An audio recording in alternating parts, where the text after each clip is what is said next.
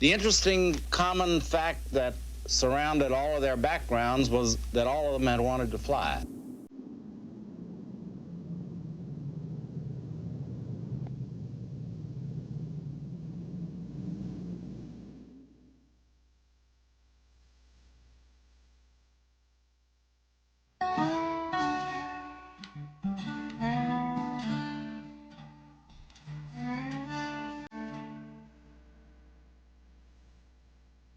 There has never been in the course of time more inspiring words written than those that read, that all men are created equal.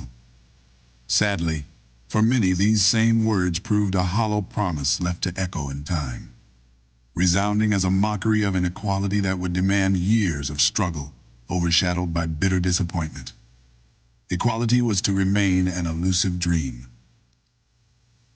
The dim light of hope never blazed brighter for Black Americans than during an era in American history when they began challenging the discriminatory practices of the armed forces.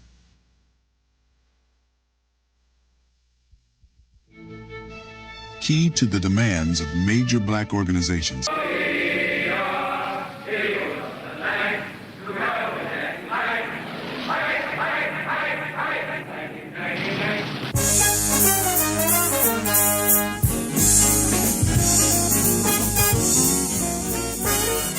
activated March 21st, 1941.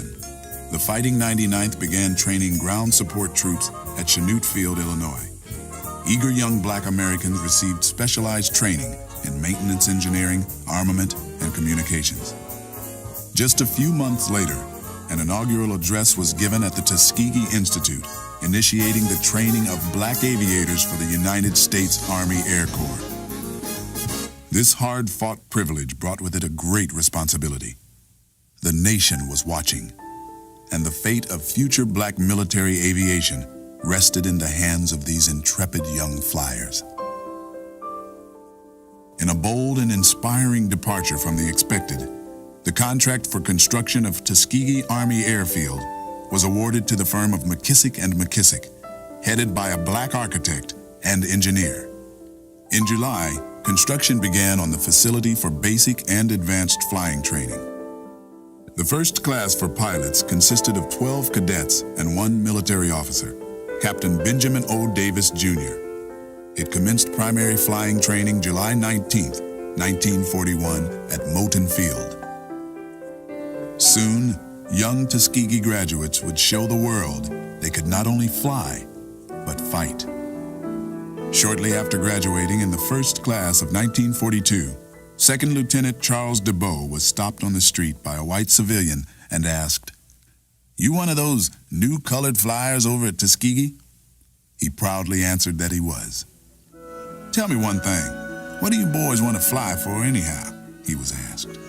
Shocked but not surprised, DeBow said he couldn't really think of an adequate answer at the time, but afterward realized the simple elegance of his answer.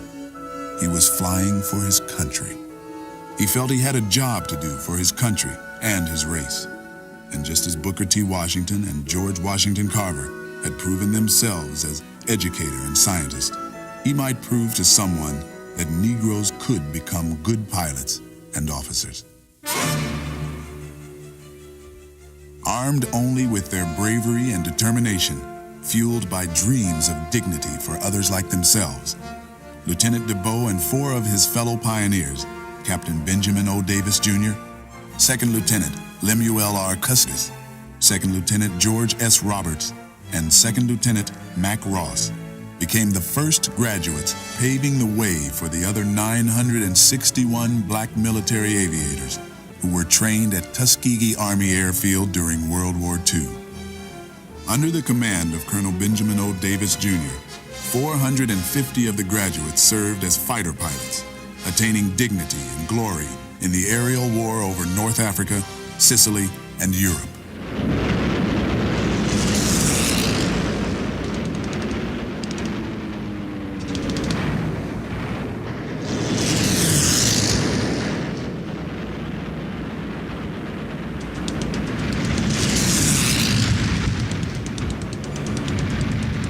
Flying P-40s, P-39s, P-47s and P-51 type aircraft. The 99th Squadron became the 332nd Fighter Group, which also included the 100th, 301st, and 302nd Fighter Squadrons. Together, they flew 15,553 sorties and completed 1,578 missions with the 12th Tactical U.S. Army Air Force and the 15th Strategic U.S. Army Air Force. And with each and every mission, yet another victory was achieved, not just for the nation, but for a people as well.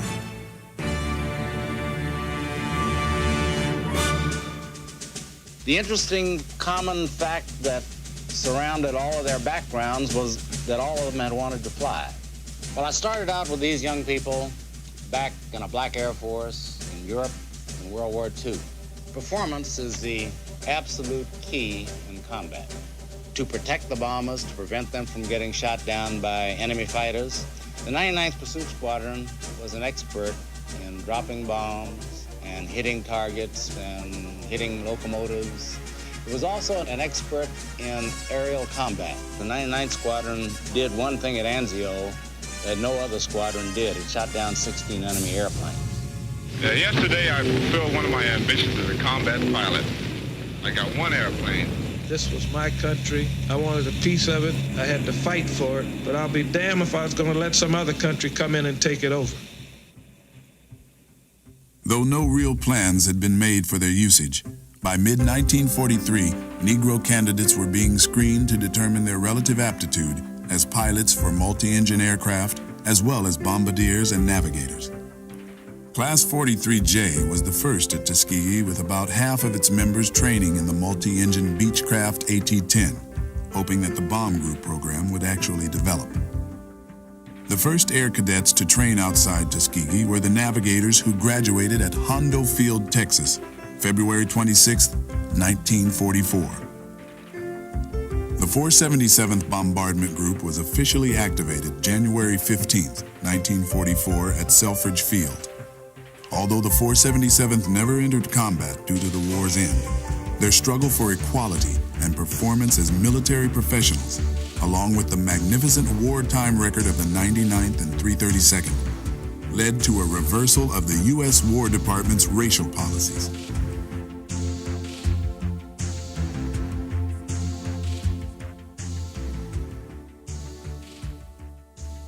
In 1946, Tuskegee Army Airfield closed.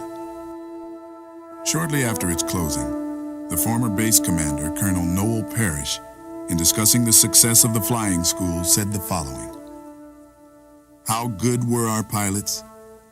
How good is any pilot? Our men were good enough to graduate from any flying school in the country. We made sure of that. And working together, we proved it. We emphasized that a pilot or a man of whatever color, size, or shape is just as good as he proves himself to be. Men and pilots have to be considered as individuals. We have had some of the worst pilots in the world right here, and we have had some of the best. In the first place, they flew and fought as men.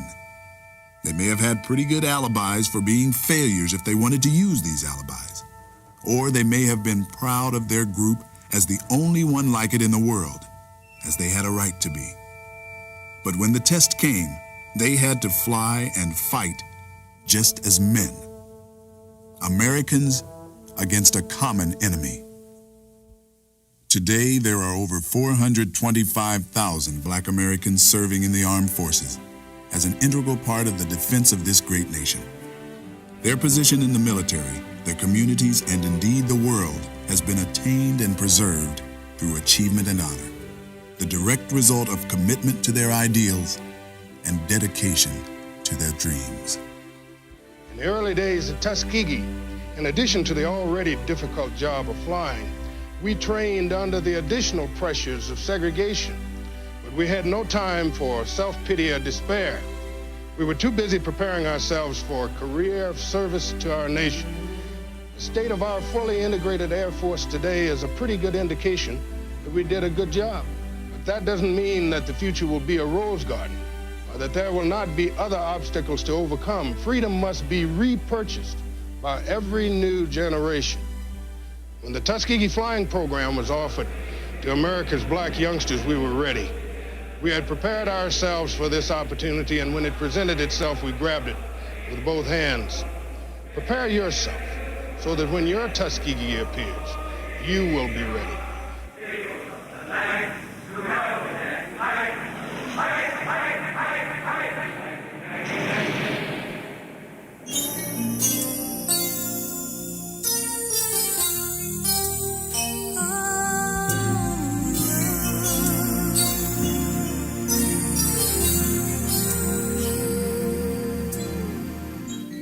Must have been cold there in my shadow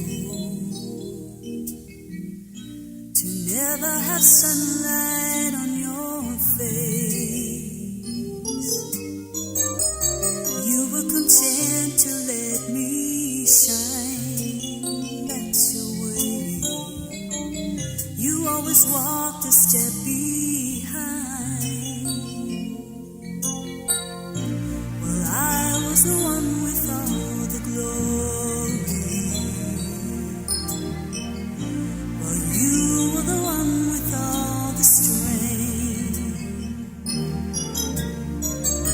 A beautiful face without a name, folks so lonely.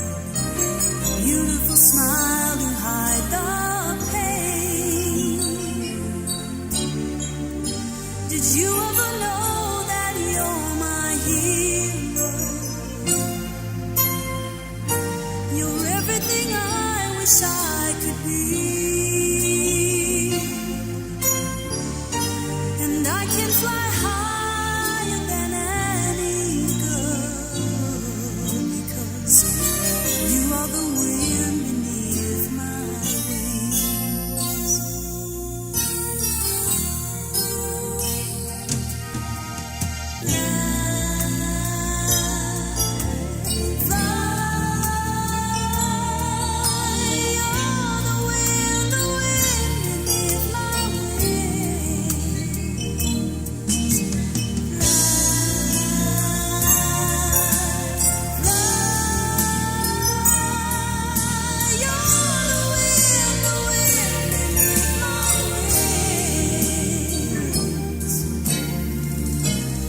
You are the wind beneath my wings.